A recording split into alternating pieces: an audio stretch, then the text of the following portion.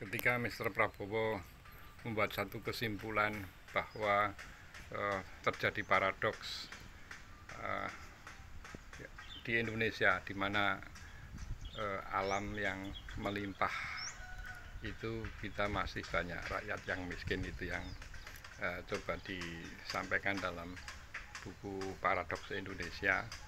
Kemudian tulisan di media asing yang juga bernada kurang lebih sama, not our minerals, ya, the important resource, tetapi our people. Jadi, menurut Mr. Prabowo yang terpenting itu bukan sumber daya mineral, tetapi sumber daya manusia atau rakyat kita, gitu. Bergerak ke saat pembekalan kader-kader Gerindra yang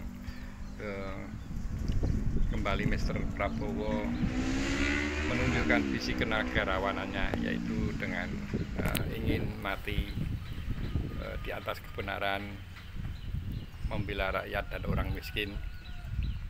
Itu semua ucapan dan pikiran Mr. Prabowo in term of beliau sebagai seorang negarawan. Jadi realitasnya adalah bahwa apa yang kemudian menjadi idealita, menjadi visi kebangsaan itu harus berdamai atau bernegosiasi dengan politik yang real, dimana untuk menentukan kabinet saja Mr. Prabowo tidak sepenuhnya, meskipun itu hak prerogatif presiden, tapi faktanya tetap harus mempertimbangkan kepentingan partai-partai politik yang mendukung. Dan tentu pertimbangannya, dugaan saya juga bukan pertimbangan kebangsaan kalau itu sudah menyangkut kepentingan partai politik. Belum lagi dengan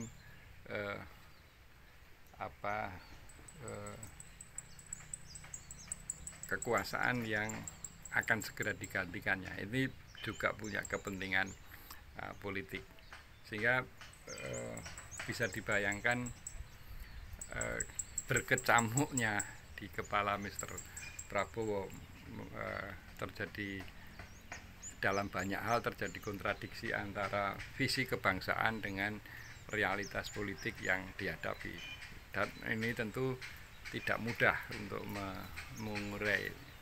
Kalau tidak memang benar-benar misalnya Mr. Prabowo itu adalah seorang Superman begitu, sehingga mampu mengatasi banyak hal, mengatasi banyak rintangan. Nah, di sini saya kira perlunya Mr. Prabowo ini juga beberapa kali saya singgung, itu sharing wawasan, sharing pandangan dengan Mr. SBY, ya, yang menurut penerawangan saya, ya, agak bombastis sedikit, ya. Menurut penerawangan saya itu sudah punya pengalaman untuk mengelola negeri ini, kemudian punya waktu untuk berkontemplasi dan sebagainya. Itu tentu menjadi sayang kalau dilewatkan apa yang tentu kaitannya dengan tidak mengambil langkah-langkah taktis secara politik, tetapi bagaimana wawasan kebangsaan itu nantinya jauh lebih dominan untuk menjadi bahan pertimbangan dibanding dengan pertimbangan politik. Ya, tentu itu tidak mudah, tetapi masalahnya itu harus, kalau Mr. Prabowo ingin dikenang sebagai presiden yang memang benar-benar mempunyai wawasan kebangsaan. Dan itu juga menjadi cita-cita Anda untuk mati secara mulia mati secara kesatria,